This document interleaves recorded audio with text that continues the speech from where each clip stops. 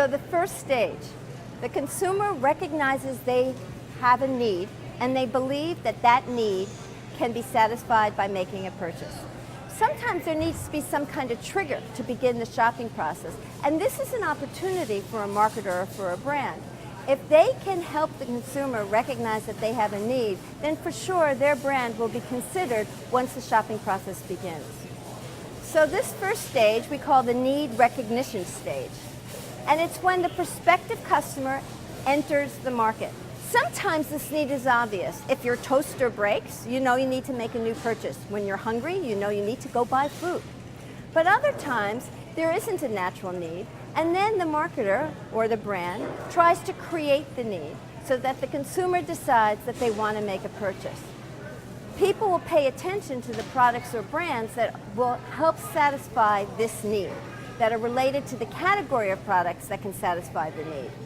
So it's very important for a marketer to know what trigger events are natural and to be in the process or in consideration when those trigger events occur. And if the trigger event doesn't occur, they might want to create a new trigger event. So a very common practice in retail, and you see it here in this supermarket as well, is to create shopping goals. You know, there are a lot of different seasons. People know about the holiday season or maybe Halloween or Easter. But for a retailer, when they want the consumer or the shopper to come into their store more often, they might create lots of different shopping goals that will trigger the consumer or the shopper to consider making a purchase. So here in this supermarket, in this Whole Foods, you can go around and you'll see different signs that remind the consumer or the shopper that it's back to school time. And consumers might consider making a purchase for back to school. So once you see this trigger and you recognize this goal, if you'll see some of the signs around here, they consider different things you can make for your child's lunchbox. Or they'll consider maybe when you go back to school you should purchase cupcakes. These are ways to trigger the purchase occasion that the consumer might not have thought of until the marketer provided that impetus.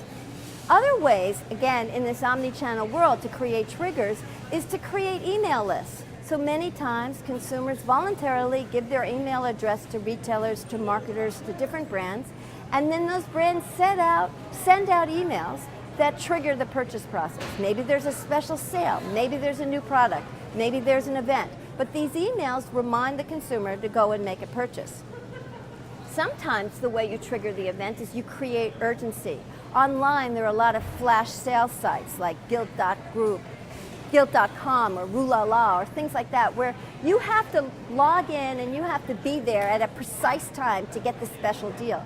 Offline retailers like this grocery store sometimes have those specials also. Here in Whole Foods, they sometimes have special prices, a very, very good price on a particular item that will only be in force for a couple hours or maybe one day.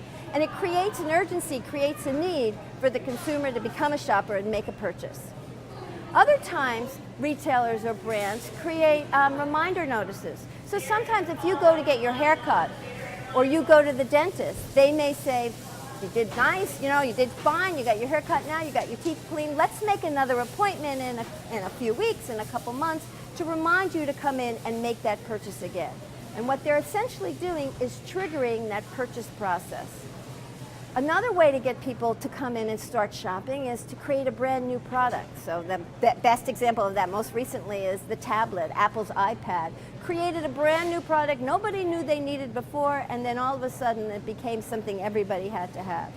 Another way to trigger events or trigger purchasing is to create events. So fashion does this a lot. There's these world famous fashion shows in New York, in Paris, in Milan, where they come out with new styles for the season.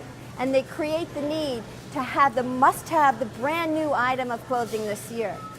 Traditional retailers do that. They have events, they have special tasting, they have charity events where they have kinds of situations or events that encourage the consumer to get involved, and when they get involved with that event, they start the purchase process.